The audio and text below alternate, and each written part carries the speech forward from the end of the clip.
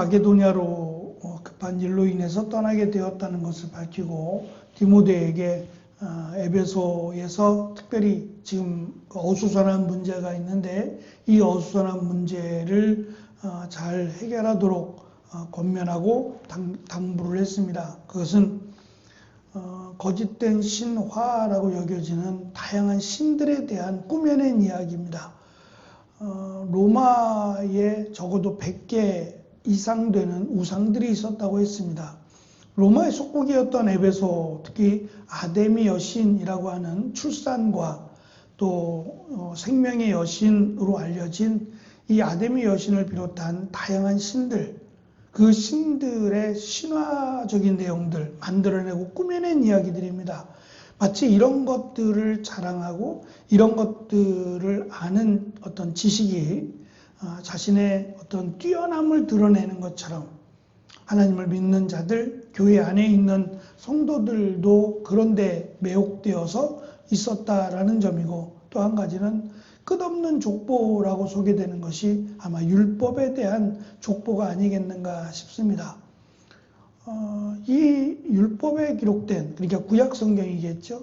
구약 성경에 기록된 족보들은 에베소 성도들이라고 할 수 있는 이방인들과는 무관한 족보들이에요.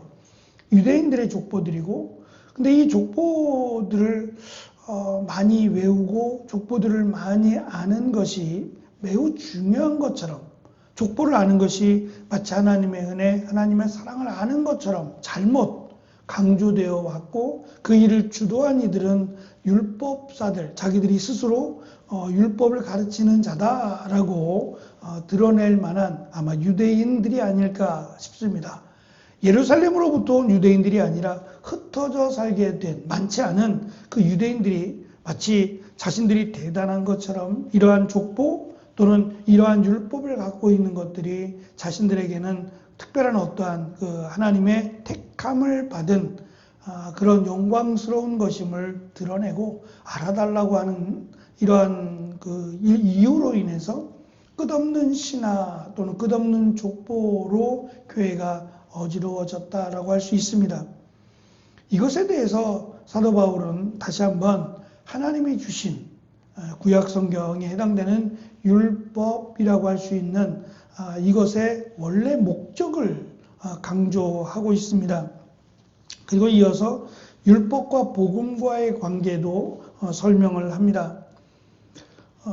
우리에게도 역시 율법이라고 하는 구약 성경이 완성된 것이 신약 성경이기 때문에 구약의 율법은 마치 폐기되어야 하는 쓸모없는 그런 것들로 치부되기가 쉽습니다. 그래서 심지어는 이 가톨릭에서는 구약 성경으로 설교를 하지 않습니다.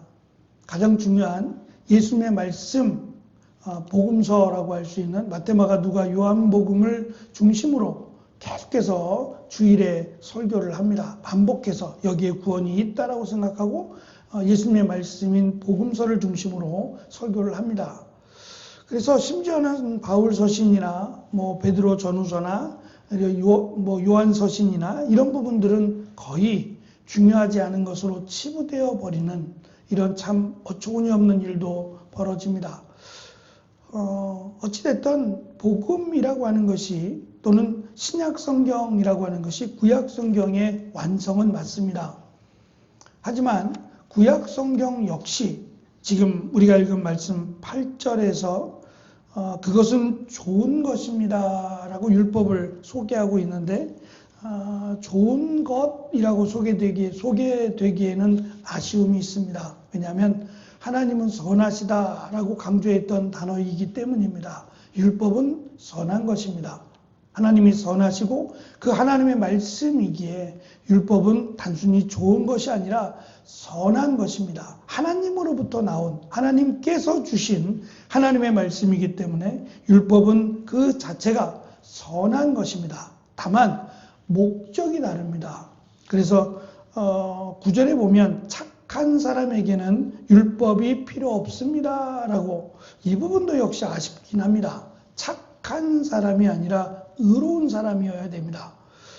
이 의롭다라고 번역된 단어, 모든 사람은 의롭지 않습니다. 인간으로 태어난 모든 사람은 죄인이기 때문에 의롭지 않습니다. 율법을 지켜서 의로워지지 않습니다. 다만 율법은 죄를 짓지 않도록 무엇이 죄인지를 가르쳐주는 데 목적이 있기 때문에 죄를 짓지 않게 하는, 그래서 9절부터 쭉 10계명에 해당되는 죄들을 풀어서 당시에 이러한 죄들을 지었다라는 것을 열거하고 있습니다. 그만큼 이것뿐이 아니라 더 많은 죄가 주변에 있었고 또 교회 안에도 들어와셨다는 겁니다. 그렇다면 이것이 무엇이 죄이고 무엇이 하나님 앞에 하나님을 대적하는 것인지를 알아야 그것에 대해서 거부하거나 또는 짓지 않으려고 노력하지 않겠느냐는 점이에요.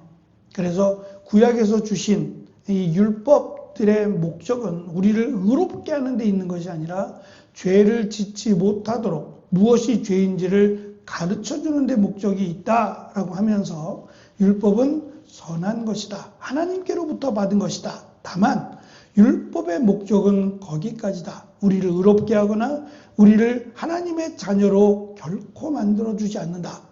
그렇다면 우리를 하나님의 자녀로 또는 우리를 의롭게 하기 위해서라고 하는 목적으로 예수님이 오신 것이다. 하나님이신 예수님이 인간으로 이 땅에 오셔서 우리의 죄악을 대신하여 죽으셨다라고 하는 것을 밝히는 겁니다. 이것이 복음인데 율법과 복음과의 관계는 율법이 죄를 짓지 않는 거라면 복음 역시도 예수 그리스도를 믿음으로 하나님의 자녀가 된 자들이 앞에서 언급하고 있는 사랑함으로 살아야 한다. 그리스도의 사랑을 깨닫고 그 사랑을 실천하며 살아야 한다라고 하는 차원이 높은 율법보다 훨씬 더 고귀한 그런 사랑의 말씀이다라는 점에서 율법도 중요하고 소중하다. 그런데 이것이 자기를 드러내는 일에 이것을 오히려 잘못된 방식으로 사용한다는 데 문제가 있다라는 것을 지적합니다. 율법을 신비로운 신화나 끝없는 족보 연구의 도구로 삼아서는 안 된다라는 것을 강조하고 무엇이 죄인지를 가르쳐주는 도덕적 지침이 되어야 한다라는 것을 강조해 주고 있습니다. 그래서 율법에서 강조하는 이 족보의 기능은 하나님의 약속이 이루어지느냐에 대한 겁니다. 왜냐하면 가장 확실한 것은 사실 족보입니다. 족보에 나타난 이름들은 누구도 거짓으로 꾸며낼 수 없는, 그러니까 유대인들이라면 이 족보에 대한 자신의 지파, 자신의 족보에 대한 간절함이 있습니다. 그래서 이 족보를 보면 하나님이 약속하신 대로 우리 지파 또는 우리 조상들에게 이렇게 이루어졌구나 라고 하는 확실한 증거가 되기 때문에 족보가 중요한 것이지, 이 우리와 상관이 없는 이런 족보들을 외우고 이 족보들을 서로 나누고 이야기하는 것은 크게 유익하지 않다라는 점을 강조해 주고 있습니다. 율법의 목적은 이미 하나님의 뜻에 순종하며 살고자 애쓰는 자들을 억압하는 데 있지 않습니다. 심지어는 예수님 당시에도 이 구약의 율법들을 잘못 오용해서 안식일을 범하지 말아야 될 이러한 율법을 스스로 만들어냈어요.